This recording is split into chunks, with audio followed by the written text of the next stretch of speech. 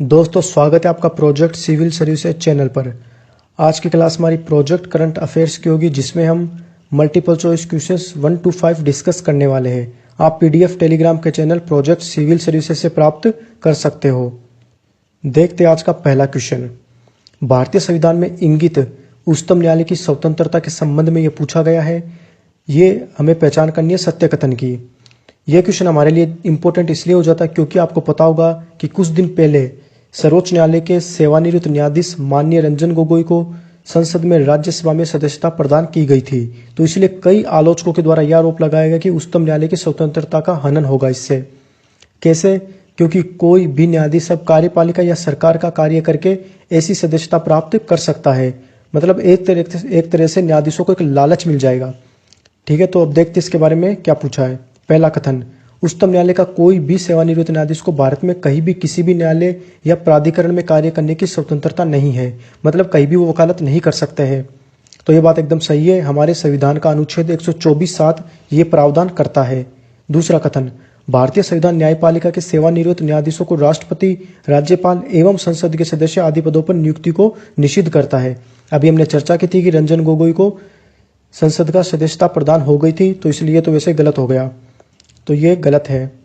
भारतीय संविधान में उच्चतम न्यायालय के न्यायाधीशों को सेवानिवृत्ति के बाद भी किसी प्रकार की विश्राम अवधि का कोई भी प्रावधान नहीं है। ये बिल्कुल सही है। विश्राम अवधि क्या होती है? इसके तहत ये होता है कि कोई भी न्यायाधीश अपने कार्य करने के उपरांत जब सेवानिवृत्त होता है तो उसको एक टाइम पीरियड तक किसी भी पद को स्वीकार नहीं करने की बाध्यता रहती है। तो वो होती है कूलिंग ऑफ पीरियड। मान लीजिए ये प्रावधान हो जाए कि हमारे देश में कि कोई भी उच्चतम न्यायालय का न्यायाधीश है वो अपने सेवानिवृत्ति के बाद में 5 साल तक कोई भी पद धारण नहीं कर सकता, तो उसे हम कहेंगे कि 5 साल की जो अवधि है वो है कूलिंग ऑफ पीरियड की अवधि, यानी विश्राम अवधि। तो ये ठीक बात है, हमारे देश में ऐसा कोई प्रोविजन नहीं है, तो इसमें हो जाएगा सी। देखते हैं इसके बारे में नई जानकारी। अनुच्छेद 124(7) एक इंपॉर्टेंट है, ये कहीं भी आप मेंशन कर देना, चाहे मेंस में, पीटी में, कहीं पर भी आपको यूज कर सकते हो। भारतीय संविधान में उच्चतम न्यायालय की स्वतंत्रता सुनिश्चित करने के लिए वकालत पर रोक लगाई गई है। ठीक बात। लेकिन दोस्तों ये जो दो है वो है इसकी आलोचना के संबंध में। ये आप देख सकते हो कि आप अगर मेंस में आंसर लिखने का मौका मिले तो आप इन दो को मेंशन कर देना कि राष्ट्रपति, राज्यपाल, संसद के सदस्य इत्यादि पदों पर नियुक्ति को निषेध नहीं करता है और किसी भी प्रकार की कूलिंग ऑफ पीरियड का भी प्रावधान नहीं है। ठीक है, देखते अगला क्वेश्चन। बहुपक्षीय अंतरिम अपील मध्यस्थता व्यवस्था, multi party interim appeal arbitration arrangement के संबंध में पूछा गया है। हमें पहचान करनी है सत्य कथन की। देखते पहला कथन, यह विश्व व्यापार संगठन WTO, वर्ल्ड ट्रेड ऑर्गेनाइजेशन के कुछ सदस्यों के द्वारा व्यापार विवादों के समाधान के लिए की गई एक पहल है। ये एकदम ठीक बात है। सभी सदस्य इसमें इन्वॉल्व नहीं थे। कुछ सदस्य जो यूरोपीय देश थे और चीन और चिली, कनाडा इत्यादि देश इसमें शामिल थे। भारत के द्वारा इस समझौते को स्वीकार किया गया है? नहीं दोस्तों, भारत और अमेरिका ने इस समझौते को एक्सेप्ट नहीं किया है, इस पर सिग्नेचर नहीं किया है। सत्य कथन में हो जाएगा केवल एक। Multi party interim appeal arbitration arrangement at WTO, तो इसके बारे में अन्य जानकारी देख लेते हैं। विश्व व्यापार संगठन के कुछ सदस्य देश थे यूरोपीय संघ, ऑस्ट्रेलिया, ब्राजील, कनाडा, चीन और चिली इत्यादि के द्वारा विवादों के समाधान के लिए आकस्मिक, देखो ये शब्द है, आकस्मिक अपील प्रबंधन के रूप में इसकी स्थापना की गई है। मतलब इसका मतलब है कि आकस्मिक अपील प्रबंधन के रूप में काम करेगा, एक परमानेंट बॉडी नहीं है। याद रखना WTO का जो एक परमानेंट बॉडी थी वो थी विवाद निपटान निकाय, डिस्प्यूट सेटलमेंट बॉडी। वो निष्क्रिय अभी। क्यों? क्योंकि अमेरिका ने इस निकाय के लिए न्यायाधीशों की नियुक्ति प्रक्रिया पर रोक लगा दी थी, तो इसलिए वो निष्क्रिय है। तो उसी के लिए इसकी स्थापना की गई है इन देशों के द्वारा, ताकि आकस्मिक अपील प्रबंधन के रूप में कार्य कर सके। और WTO का विवाद निपटान समझौता है, अनुच्छेद 25 उसके तहत इसकी स्थापना की गई है। इसके डिसीजन बाध्यकारी होंगे, ये ध्यान रखना। और भारत और संयुक्त राज्य अमेरिका ने इस पर साइन नहीं किए, तो वो इस समझौते का भाग नहीं हुए। देखते अगला क्वेश्चन। भारत में ऑल इंडिया टाइगर एस्टीमेट 2018 के संबंध में पूछा गया है। हमें पहचान करनी है सत्य कथन की। पहला कथन, बाघ गणना से संबंधित ये रिपोर्ट प्रत्येक 4 वर्षों में प्रकाशित होती है। इसका मतलब ये है कि 2014 में ये रिपोर्ट आई थी, ये बिल्कुल सही है। और अभी के कब आई है? 2018 में, 4 वर्षों के बाद। पिछले रिपोर्ट की तुलना में इस रिपोर्ट में बाघ की आबादी में लगभग 33% की बढ़ोतरी हुई है। ये हमारे देश के लिए बहुत अच्छी बात है, हमारी बायोडाइवर्सिटी के लिए, एनवायरमेंट के लिए बहुत अच्छी बात है कि बाघ की आबादी में बढ़ोतरी हुई है, ये भी ठीक है। पिछली रिपोर्ट में कर्नाटक में सबसे अधिक बाघ की आबादी थी, किंतु इस रिपोर्ट में मध्य प्रदेश में बाघ की आबादी अधिक हो गई है। ये भी एकदम सही बात है। कर्नाटक था पिछली रिपोर्ट में सबसे आगे था, लेकिन इस रिपोर्ट में 2 बाघ मध्य प्रदेश में अधिक थे। देखो ध्यान रखना, केवल 2 ही बाघ थे और मध्य प्रदेश कर्नाटक से आगे निकल गया, तो इसमें सभी सही है। All India tiger state estimate 2018। सबसे पहले हम देखते हैं बाघ की संरक्षण की स्थिति क्या है। IUCN रेड लिस्ट में इंडेंजर्ड की कैटेगरी में आता है और भारत के वाइल्ड प्रोटेक्शन एक्ट में शेड्यूल 1 में, और ये रिपोर्ट आती है वो हर 4 वर्षों में प्रकाशित होती है। लास्ट आई थी 2014 में, और उसकी तुलना में इस बार 2018 में 33% बाघों की आबादी बढ़ी है। ये कितनी बढ़ी है ये हमारे लिए इंपॉर्टेंट नहीं है, बस इतना ध्यान रखना बढ़ी है। और सबसे अधिक बढ़ोतरी हमने 2 पे तो डिस्कस कर लिया, मध्य प्रदेश और कर्नाटक, और बाकी के जो 3 और 4 नंबर पे उत्तराखंड और महाराष्ट्र। लेकिन इसमें सबसे इंपॉर्टेंट बात है कि बाघों के पर्यावासों में निरंतर गिरावट हुई है, यानी बाघ जहां पर रहते हैं उनके आवास स्थान में लगातार गिरावट हुई है। ये एक बहुत चिंताजनक विषय है। अगर यूपीएससी में आता है ऐसा कोई क्वेश्चन पीटी में कि बाघों की आबादी के साथ साथ उनके पर्यावासों में बढ़ोतरी हुई है, तो वो गलत हो जाएगा, बल्कि उसमें गिरावट हुई है। तो ये एक चिंता का विषय है हमारे देश के लिए। 3 बाघ अभ्यारण्य ऐसे जहां पर बाघ पूरी तरह से समाप्त हो चुके हैं। कौन कौन से? बक्सा, दम्फा, पलामू। आप इनके लोकेशन ध्यान रखना, तीनों के तीनों पूर्वी भारत एवं पूर्वोत्तर भारत में है। मिजोरम है पूर्वोत्तर भारत में, और पश्चिमी बंगाल और झारखंड है पूर्वी भारत में, तो ये ध्यान रखना। देखते हैं अगला क्वेश्चन। भारत सरकार ने उपग्रह आधारित परामर्श प्रदान करने हेतु जेमिनी का शुभारंभ किया है, जिसका क्या उद्देश्य है?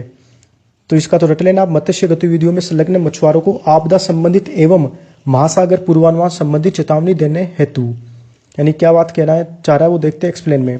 भारत सरकार ने गहन सागरीय मत्स्य गतिविधियों में संलग्न मछुआरों के लिए, यानी कुल मिलाकर के जो मछुआरे ऐसी गतिविधियों में संलग्न है, तो उनके लिए परामर्श सेवाएं प्रदान की जाएगी भारतीय सरकार के द्वारा जेमिनी के माध्यम से।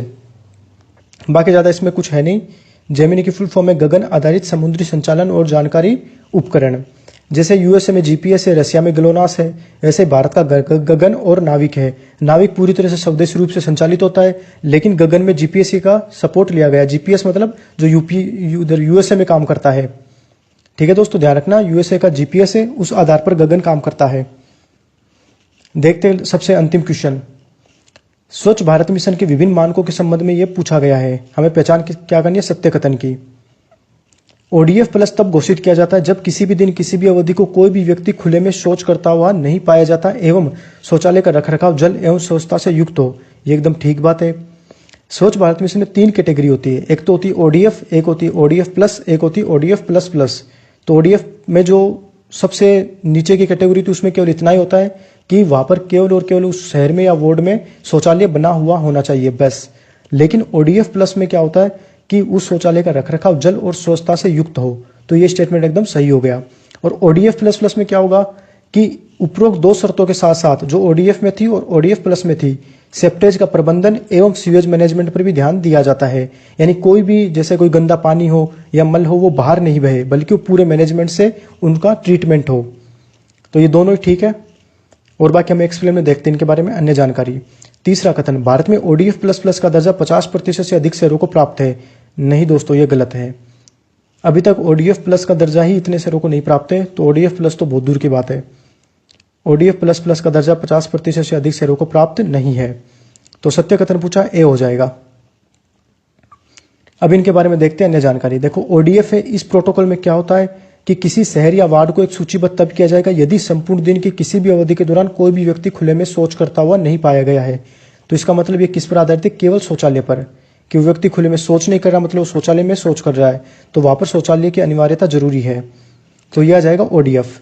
लेकिन ओडीएफ प्लस प्रोटोकॉल में क्या होता है कि ओडीएफ की कंडीशन तो है ही, लेकिन इसके अलावा सार्वजनिक शौचालय कार्यात्मक और सुव्यवस्थित अवस्था में होना चाहिए। इसका क्या मतलब है? उस शौचालय में वाटर मैनेजमेंट हो, साथ में उसकी मेंटेनेंस अच्छी हो और उसमें सैनिटेशन की व्यवस्था भी अच्छी हो। तो ये सब चीजें होनी चाहिए। लेकिन ओडीएफ प्लस प्लस प्रोटोकॉल के अंतर्गत एक अलग से शर्त और जुड़ गई। ओडीएफ कंडीशन वो एक जो खुले में शौच करते हुआ नहीं पाया जाता वो है। ओडीएफ प्लस प्लस कंडीशन हमने देख ली है कि मैनेजमेंट उसका अच्छा होना चाहिए। लेकिन इसमें क्या है कि एक तो मल सेप्टेज सीवेज का प्रबंधन होना चाहिए। यानी इसका मतलब क्या है कि खुले में गंदा पानी, गंदा मल ये बहना नहीं चाहिए। पूरी तरह से मैनेजमेंट होना चाहिए, सुरक्षित रूप से उसका ट्रीटमेंट होना चाहिए ताकि मच्छर, मक्खियां, इस तरह की बीमारियां ना हो। तो ये चीज हो जाएगी मल सेप्टेज और सीवेज प्रबंधन वाले शौचालय पर ध्यान केंद्रित करना। ठीक है। देखो, इसमें ध्यान रखना ओडीएफ में केवल शौचालय पर केंद्रित है। इसमें उससे ऊपर गया कि जल रख रखाव स्वच्छता से युक्त शौचालय होना चाहिए। इसमें बात की जा रही है सेप्टेज की और सीवेज प्रबंधन की। तो ये आज की क्लास हमारी यही समाप्त होती है। Thank you so much.